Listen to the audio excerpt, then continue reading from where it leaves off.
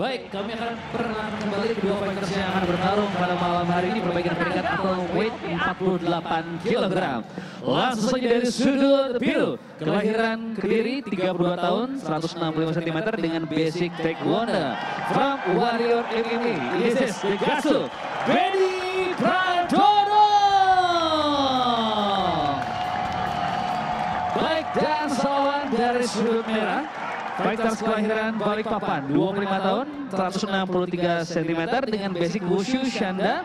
This is Speed Hunter from Blackstroke MMA Balikpapan. Ini dia, Andreas. Baik, malam hari ini untuk juri 1, Doni Strong, juri 2, Mustadi Anita, juri 3, Soma, dan wasit Wahid Simanjunta. Baik, kedua fighters, selamat bertarung!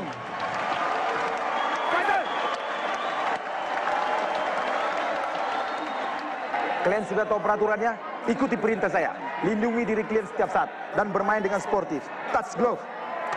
Kembali ke sudut. Juri 1. Juri 2. Juri 3. Dewan juri. Tahap keeper. Fighter lagi. Fighter lagi. Hey!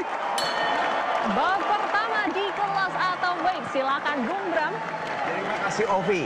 Ini dia, kita bisa lihat Benny Pradono di sudut biru yang lebih panjang ya, lebih rangy dia. Betul. Dan kita lihat di sini Andreas sudah memiliki peringkat 19 ya Bung ya. Iya. Dan memang pada saat waktu atau weight itu ada juga langsung itu lebih banyak ya. Lebih kelasnya banyak ya, sampai 32 turnamennya. Iya.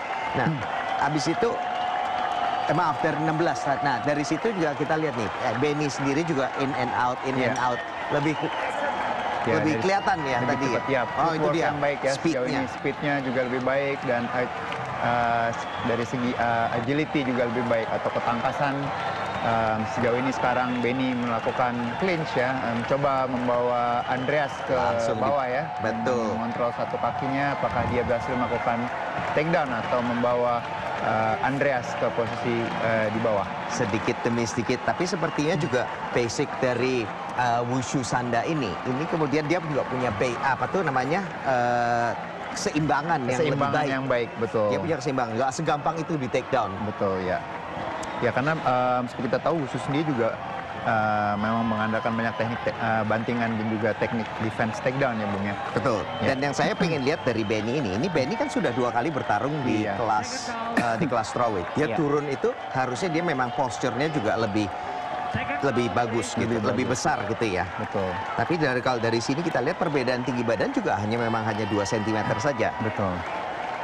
Jadi kalau dari urusan waktu kita lihat tadi, justru di counter dan berhasil melakukan takedown ya Bung ya. Ada apa nih? Dihentikan sepertinya diberhentikan kembali. Ya. Oh, kembali pada posisi di ground. Kenapa? Oke. Dan dilanjutkan lagi. Ya, sekarang kita lihat sudah masuk posisi Benny ya, posisi mount. Mount position ya. Sudah masuk posisi mount. Ini sebetulnya tadi saya jujur tadi tidak melihat nih ada apa itu bisa tadi di reset ya. Tadi sebenarnya kan kalau kita lihat Andreas sendiri mengcounter takedown dari seorang Benny ya tadi dan kemudian posisinya dimulai dari bawah ya. Tapi kalau dilihat dari posisi awal dan ini sepertinya ke decision ini sepertinya lebih merugikan ke belakang kepala ya. Ada pukulan ke belakang kepala. Ya, tampaknya akan diberikan peringatan oleh wasit. Diberdirikan lagi dan kembali dari posisi stand up. Iya.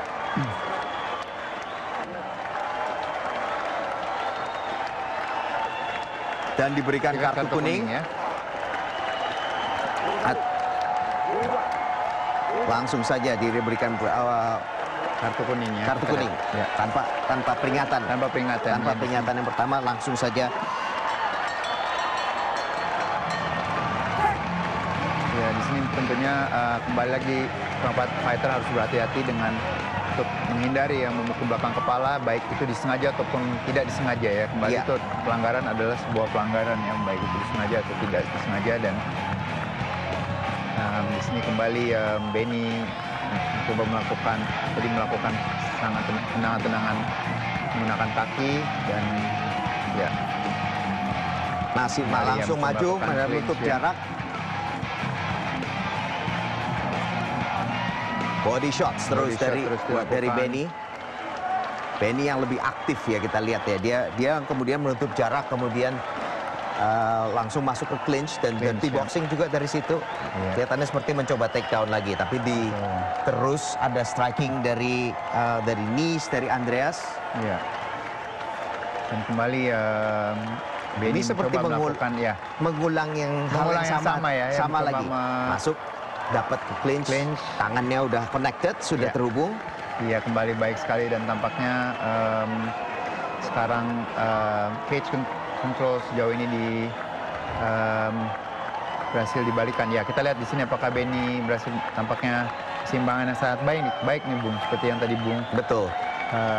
Bram katakan bahwa Andreas ini sendiri memiliki keseimbangan yang baik karena berasal dari background seorang musuh yang tentunya atau Sanda yang banyak menggunakan teknik bantingan maupun counter takedown. Satu hal yang saya tidak lihat ini adalah bahwa dengan Benny turun kelas, ini sepertinya strength advantage-nya atau keunggulan dari kekuatan itu sepertinya tidak kelihatan. Tidak kelihatan, ya. Tidak kelihatan. Seperti dari sini sepertinya memang Andreas ini memang lebih sepertinya tetap bisa terus memutarbalikkan walaupun dari posisi yang tidak terlalu menguntungkan. Kembali kita lihat serangan yang baik tadi ke arah muka. Yang saya agak sedikit penasaran ini, kenapa kok Benny ini justru sepertinya malah mengejar takedown. Pukulan masuk dirty box. Tapi Benny yang kalau dari saya lihat ini lebih rangy, dia tuh jaraknya tuh sepertinya lebih jauh. Lebih jauh, iya. Tapi kemudian dia bukannya menggunakan menggunakan keunggulan jaraknya ini bermain dari luar, tapi sepertinya game plan-nya justru masuk ke arah menutup jarak, mengejar takedown yang sepertinya juga kelihatannya sulit untuk dilakukan ya. Sejauh ini counter yang baik selalu dilakukan oleh Andreas dengan dan ini masuk ke ronde di akhir ronde pertama ini sepertinya kedua pihak terutama Benny ini harus melakukan penyesuaian atas strateginya. Nah ini dia masuk. Dari awal memang kita lihat di sini Benny sendiri lebih banyak melakukan penekanan dengan membawa Andreas ke sudut ring dan melakukan teknik clinch dari awal hingga akhir ronde. Kalau kita saksikan dia selalu menggunakan strategi yang sama. Di sini kita lihat ground and pound yang dimana sempat mengenai belakang kepala dari Andreas. Nah dan ronde kedua, kita masuk ke ronde kedua. Dan kita lihat apakah terjadi hal yang sama lagi. Kita lihat ada dua bagian dari ronde pertama tadi dan sepertinya juga akan mengulang hal yang sama. Ya. Ya, ini dari posisi dari stand southpaw-nya atau posisi kidal. Masih terus mengukur jarak. Masih sebelah dari ini dia masuk dan ditahan dengan side kick. Di sini kembali masih melakukan takedown yang sama ya, dengan terus menekan Andreas ke sudut. Benny menekan Andreas ke sudut ring dan mencoba melakukan takedown. Sekarang di satu teknik double leg takedown dicoba dilakukan. Apakah berhasil masuk? Switch ke single leg. Single leg ya. Single leg masuk dan sepertinya masih solid ini. Betul. Sejauh ini keseimbangan yang baik selalu dilakukan oleh Andreas untuk mencegah Benny melakukan sprawl dan ini masih sedikit sulit ya untuk kemudian dibawa ke bawah. Oke, tampaknya sudah mulai jatuh ke bawah dan ini dia. Kita lihat satu teknik cekikan yang coba dilakukan oleh Andreas.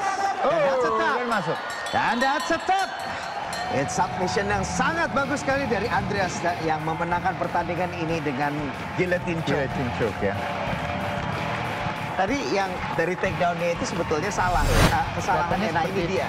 Kepalanya guillotine choke ini pada sisi yang sama ya. Betul. Salahnya salah dari kesalahan Benny adalah dia masuk dengan kepala dan kakinya. Kepala dan tangan yang melakukan guillotine itu juga pada posisi yang sama. Betul. Pada sisi yang sama. Kalau dia nyebrang sebetulnya enggak, itu pressure-nya, tekanannya bisa dikurangi. Berkurang, betul. Baik, telah kita saksikan pertarungan. Dan wasit Wahid Simanjuntak memperhatikan di round kedua di menit pertama 20 detik dengan tap out Gulitin Chu dibenarkan dari sudut merah Andreas.